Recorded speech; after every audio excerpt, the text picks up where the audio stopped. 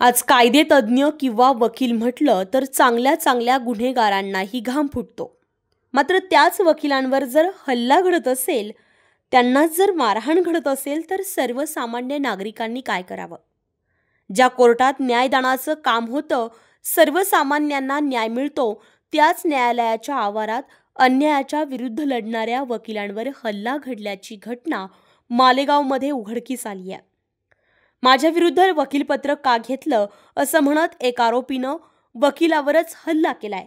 यामुळे परिसरात एकच खळबळ उडाली आहे। नक्की काय घडलंय पाहुयात सविस्तर बातमी। मध्य प्रदेशातील रतलाम येथील पुनीत ओमप्रकाश सिंगल याचे मालेगावच्या तरुणीशी विवाह झाला होता। मात्र त्यांच्यात वाद निर्माण झाल्यानंतर सिंगल याच्या पत्नीनं सिंगल याच्या विरुद्ध कौटुंबिक हिंसाचाराची केस दाखल केली होती आणि ॲडव्होकेट सौरभ शर्मा हे संबंधित विवाहित महिलेचे वकील म्हणून काम पाहत होते। हा खटला मालेगावच्या अप्पर सत्र न्यायालयामध्ये सुरू असल्यानं शनिवारी कोर्टात या केसची तारीख होती। त्यासाठी सिंगल हा कोर्टात हजेरी लावण्यासाठी रतलामहून आला।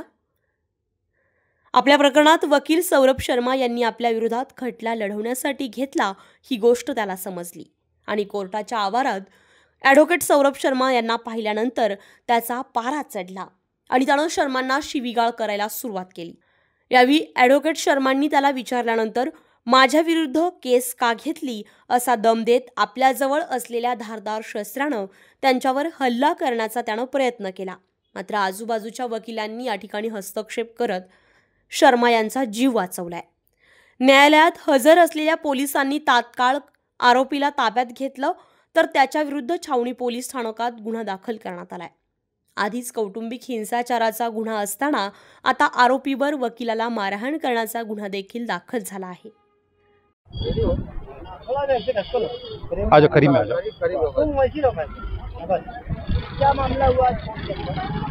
आज 15 तारीख को दोपहर में 3 बजे के वक्त आरोपी पुनीत ओम प्रकाश सिंगल ये हमारे एडवोकेट सौरभ शर्मा जी से छोटी छोटी बात पर बहस कर रहा था और जब शर्मा जी ने पूछा कि बहस करने की वजह क्या, तो बताया गया कि तुमने मेरे खिलाफ डोमेस्टिक वायलेंस का केस कैसे लिए। और इस बात पर बहस करते हुए उसने अपने पास एक धारदार शस्त्र था वो निकालकर इनको मारना चाहा। उस वक्त काफ़ी लोगों ने बीच में आक्षेप लिया, हस्तक्षेप किया। उस दौरान उसने पुनीत आरोपी ने शर्मा जी के ऊपर हमले किए। वो मारपीट छुड़ाने के लिए हमारे बार के कम से कम 20 से 30 वकील हजरत वहाँ पर आए। उनके वहाँ पर आने के बावजूद भी वो किसी से डरा नहीं, किसी की बात माना नहीं। और उसमें से हमारे जो बार के वाइस प्रेसिडेंट है नवीद अख्तर, उनके साथ भी मारपीट की, उनके साथ भी बदतमीज़ी की। और उसके बाद में फिर हम लोग इंस्टेंटली पुलिस स्टेशन आए। पुलिस स्टेशन में आने के बाद में सारी बात पीआई साहब को बताई। पीआई साहब ने कहा कि आप इसके एतबार से एफआईआर लॉन्च करिए और ये सारे कलम दखल पात्र है और इसके ऊपर हम कार्रवाई करके उसको जल्द से जल्द अटक करेंगे। और हम साथ ही साथ आरोपी को भी पुलिस स्टेशन में साथ में लेकर आए। कौन से कलम लगाए? अभी 115, 351 और 352 2। आरोपी का नाम क्या है? पुनीत ओम प्रकाश सिंघल, रहने वाला रतलाम एमपी से है। सर, किस मामले में यहाँ पर और जो है मामला चल रहा था? किस तरह की डोमेस्टिक वायलेंस का एक मामला चल रहा था और डोमेस्टिक वायलेंस के मामले में एडवोकेट शर्मा जी ने उनके खिलाफ में वकालतनामा कबूल किया था। तो उसका कहना था कि आप मेरे खिलाफ में केस कैसे लड़ सकते हो और आपने लड़ा क्यों। तो इस बात पर से उनसे बहस करके शस्त्र निकाल के उनको मारने वाला था। उतने में कुछ लोगों ने हस्तक्षेप किया और हस्तक्षेप करने के बाद में वो शस्त्र उसने फेंक कर उनसे मारपीट शुरू की। आजकल वकीला ये काफ़ी संगीन मामला है। वकीलों के ऊपर गुनाह दाखिल होना और वकीलों के खिलाफ गुनाह साबित होना, इसमें ज़मीन आसमान का फ़र्क है।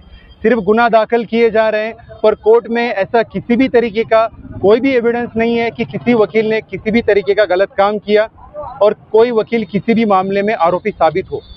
और आज जो ये हादसा हुआ, इसके पीछे सिर्फ इतना ही कहना चाहूँगा कि ये जो भी मामले पेश आ रहे हैं इसके खिलाफ पुलिसों को सख्त से सख्त कार्रवाई करनी चाहिए और पुलिसों को अपना फर्ज बाखूबी कर नाही त्याला डर कशाला अशी एक नावाजलेली म्हण आहे। अर्थात आपण जी गोष्ट केलीच नाही त्या गोष्टीला घाबरायचं तरी कशाला.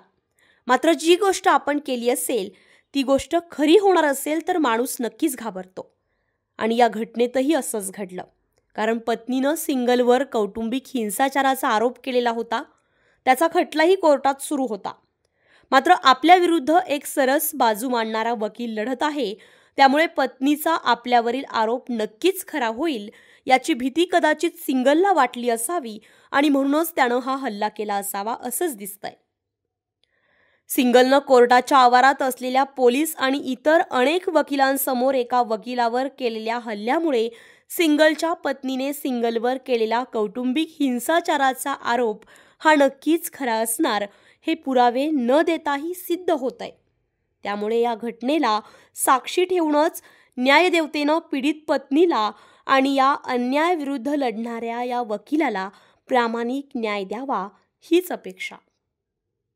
मालेगाव, नाशिक.